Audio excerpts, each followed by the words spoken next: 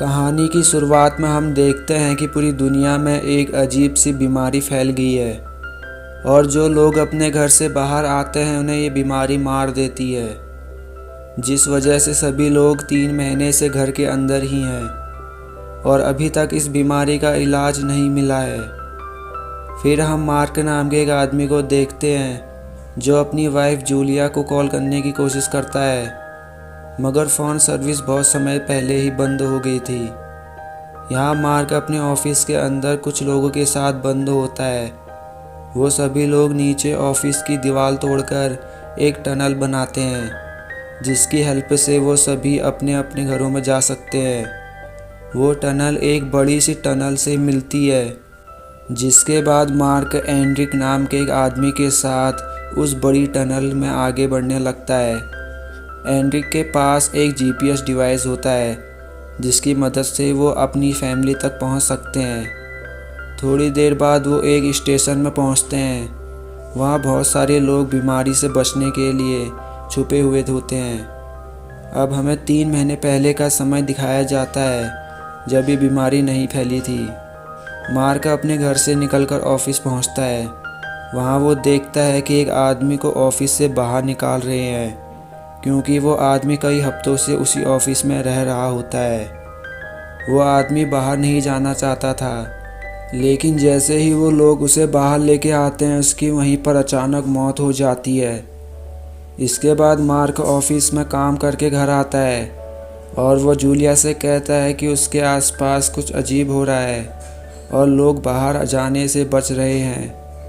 अब कहानी प्रेजेंट में आती है जहां मार्क जीपीएस की हेल्प से अपने घर के नीचे पहुंच जाता है। फिर मार्क उस जगह पर एक बम फोड़ता है और उसके बाद वो अपने घर के ऊपर पहुंचता है, पर वो वहां देखता है कि उसके घर के अंदर कोई और रह रहा है। मार्क उन लोगों से अपनी वाइफ के बारे में पूछता है। फिर वो बताते हैं कि जब वो यहाँ आए थे तो यहाँ कोई भी नहीं था और वो बीमारी से बचने के लिए यहीं पर रह गए। अब कहानी फिर से पास्ट में जाती है जहाँ मार्क अपनी वाइफ के साथ न्यूज़ देख रहा होता है। वो न्यूज़ में देखता है कि ये अजीब बीमारी बहुत तेज़ी से फैल रही है और लोग बाहर मर रहे हैं। इसके बाद मार्क अपने ऑफिस जाने लगता है और जाते वक्त वो अपने आसपास देखता है कि लोगों ने घर से बाहर आना बंद कर दिया है। मार्क अपने ऑफिस पहुंचता है और थोड़ी देर बाद जब वो ऑफिस से बाहर आता है तो बाहर आते समय उसे कुछ अजीब लगने लगता है। मार्क को भी ये बीमारी हो जाती है और वो जान बचाने के लिए ऑफिस के अंदर आ जाता है। अब कहानी प्रेजेंट में आती है जहां एंड्रिक और मार्क फैसला करते हैं कि वो पहले एंड्रिक के फादर को हॉस्पिटल में ढूंढने जाएंगे और उसके बाद वो मॉल में जाएंगे जहां जूलिया काम करती है। फिर वो दोनों आगे बढ़ने लगते हैं और जल्द ही वो हॉस्पिटल की पास वाली बिल्डिंग में पहुंच जाते हैं, पर वो वहां से देखते हैं कि हॉस्पिटल तो पूरी तरह से जल चुका है, मतलब कि एंड्रिक के फादर की अब डेथ हो चुकी है। अब एंड्रिक मार्क को जीपीएस डिवाइस देता है और कहता है कि तुम्हें अपनी वाइफ को ढूंढने जाना चाहिए। फिर एंड्रिक मार्क को पौधों के कुछ बीज भी देता है ताकि ये बीज उसके फ्यूचर में कुछ काम आ सकें। इसके बाद मार्क एंड्रिक को वहीं पर छोड़कर जूलिया के मॉल में पहुंचता है।